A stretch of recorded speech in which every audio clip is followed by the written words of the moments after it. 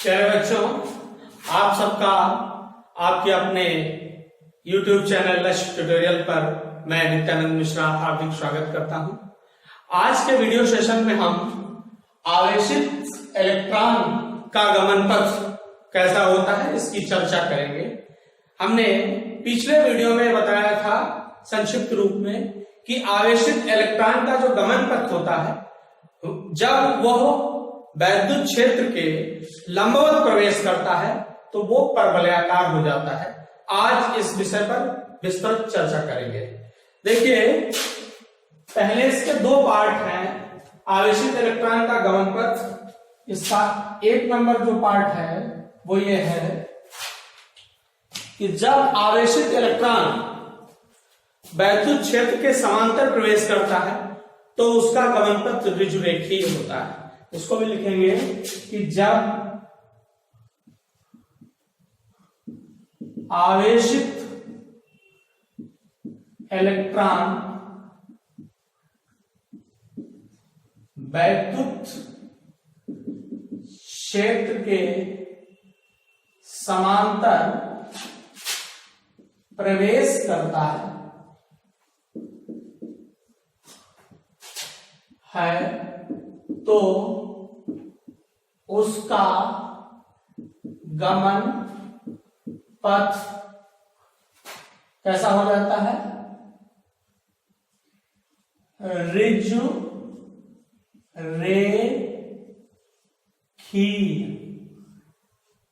माने straight line path, ऋजुरेखीय हो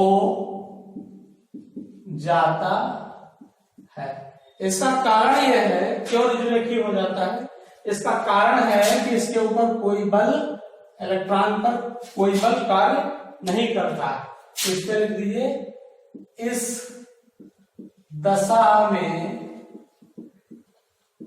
electron पर कोई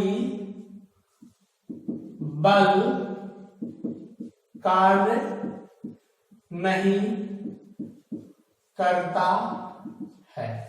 इसका जो दूसरा पार्ट है जब आवेशित इलेक्ट्रॉन वैद्युत क्षेत्र के लंबवत प्रवेश करता है तो उसका गमन पथ परवलयाकार हो जाता है। कैसा हो जाता है? परवलयाकार। इसको अंग्रेजी में क्या कहते हैं? पैराबोलिक। क्या कहते हैं? परवलयाकार माने पैराबोलिक हो जाता है। ये जो क्वेश्चन है आपका, ये आपके बोर्ड एग्जाम में मान के चलिए 2016 से कंटिन्यू पूछा जा रहा, किसी न किसी सेट में ये 2016 से कंटिन्यू पूछा जा रहा है। ठीक है, 19 तक 20 तक आ चुका है कंटिन्यू। इसकी हम चर्चा करेंगे कि कैसे इसको हम सॉल्व करेंगे। देखिए, हम ये मान लेते हैं कि इस तरीके की कोई प्लेट है, यहां ऋण आवेश ऊपर धन आवेश रखा और यहां नीचे ऋण आवेश रखा। तो जाहिर सी बात है, अगर ऐसी स्थिति है तो जो वैद्युत क्षेत्र है वो धन आवेश से ऋण आवेश की ओर दृष्ट होगा। तात्पर्य यह है कि स्वतंत्र धन आवेश से ऋण आवेश की ओर चलने का प्रयास करेगा। इतना बना लीजिए, ज्यादा की आवश्यकता। अब देखिए कि मान लिया इसमें कोई इलेक्ट्रॉन है, मान लिया ये इलेक्ट्रॉन ई है, ये इसमें v वेग से प्रवेश करता है,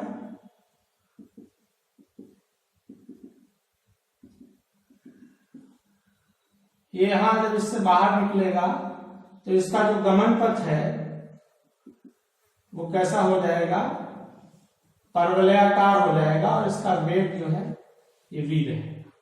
अब ये परवलयाकार होने का मतलब क्या है, ये देखिए y अक्ष और x अक्ष, y और x दोनों अक्षों में इसकी गति होने लगती है, इसी की चर्चा करनी हमें। हम मान लेते हैं कि माना इलेक्ट्रॉन जो कि कैसा है, आवेशित है, आवेशित v वेग से वैद्युत क्षेत्र के लंबवत क्या कर रहा है, प्रवेश करता है। यदि वैद्युत क्षेत्र की क्या है, तीव्रता कितनी ई है, तो इलेक्ट्रॉन पर आरोपित बल F बराबर ई होगा। हमें पता है कि यदि वैद्युत क्षेत्र ई में कोई इलेक्ट्रॉन रखा जाए या प्रवेश करे तो उस पर बल का मान F बराबर क्या होगा, ई होगा। ठीक है, अब इलेक्ट्रॉन गति कर रहा है, अतः इलेक्ट्रॉन का त्वरण न्यूटन के गति विषयक नियम से F बराबर ma होता है। माने इलेक्ट्रॉन का अगर त्वरण यहां पर a है तो a बराबर क्या हो जाएगा, F बाई m हो जाएगा, और F का मान ई दिया है, इसलिए a का मान क्या हो गया आपका ई अपॉन m हो गया, ई अपॉन क्या हो गया, m हो गया। अब हम मान लेते हैं कि माना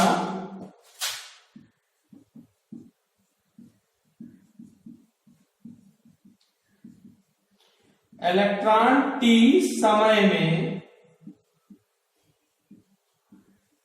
क्षैतिज दूरी x तय करता है। अगर इलेक्ट्रॉन t समय में क्षैतिज दूरी x तय करता है तो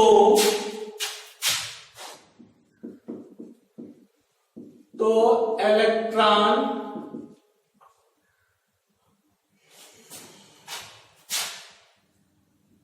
द्वारा तय क्षैतिज दूरी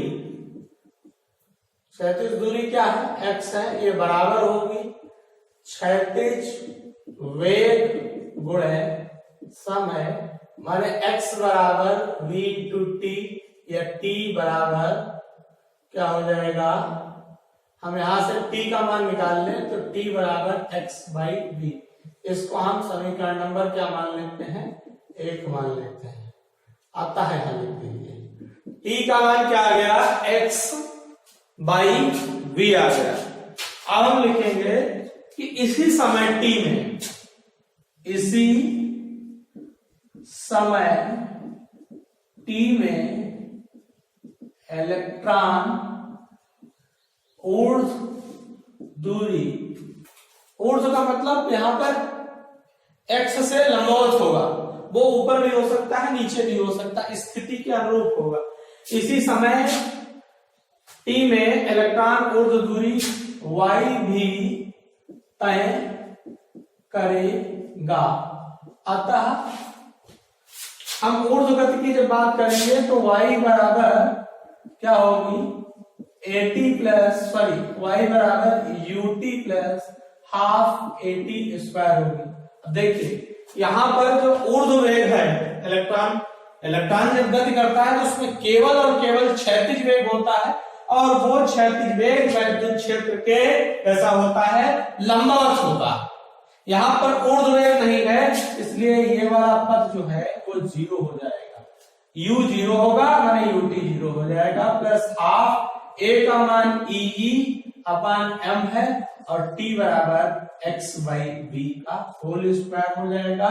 अतः y बराबर 1/2 ई अपान m v square into x square होगा। इसको सॉल्व करके इस तरीके से लिख देंगे कि y बराबर ई अपान 2mv square into x square, ये पूरा क्या है, अचर पद होगा। ठीक है, तो यहां पर हम लिखेंगे, देखिए ये जो स्थिति आई है इसमें हम लिखेंगे चूंकि y में क्या लिखेंगे, चूंकि y में एक घात तथा x में क्या है, द्वि घात है, अतः समीकरण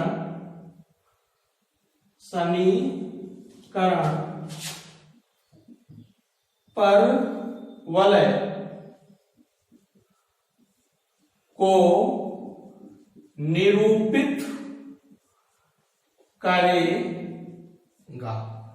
समीकरण किसको निरूपित करेगा, परवलय को निरूपित करेगा।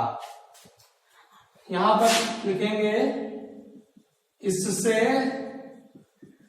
स्पष्ट होता है कि, क्या स्पष्ट हो रहा है कि जब आवेशित इलेक्ट्रॉन, एक थ्योरी लिख देनी है कि जब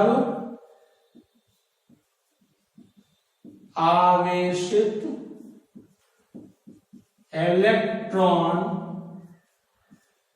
वैद्युत क्षेत्र के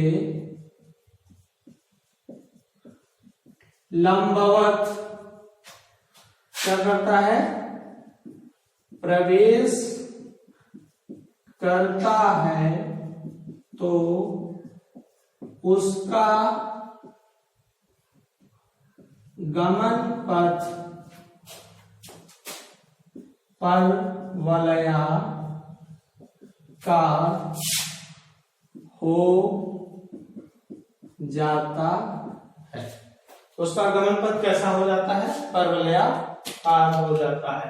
ये बहुत ही इंपॉर्टेंट टॉपिक है, बोर्ड के लिहाज से कई बार 16 से लेकर के 20 तक कंटिन्यू परीक्षा में पूछा गया है। हम आशा करते हैं कि ये जो टॉपिक है आप इसको बहुत अच्छे से समझे होंगे। इसको कम से कम 2 बार देखिए जो है, जिससे कि आपको एकदम ये बिल्कुल माइंड में सेट हो जाए, क्योंकि 100% एग्जाम में पूछा जाना है। हमारे YouTube चैनल लक्ष्य ट्यूटोरियल्स को सब्सक्राइब कीजिए और पास में लगे हुए बेल आइकन को भी दबाइए, जिससे कि आपको न्यू अपडेट्स मिलती रहे। इस वीडियो को अधिक से अधिक शेयर कीजिए, जिससे कि ज्यादा से ज्यादा बच्चों का लाभ हो सके।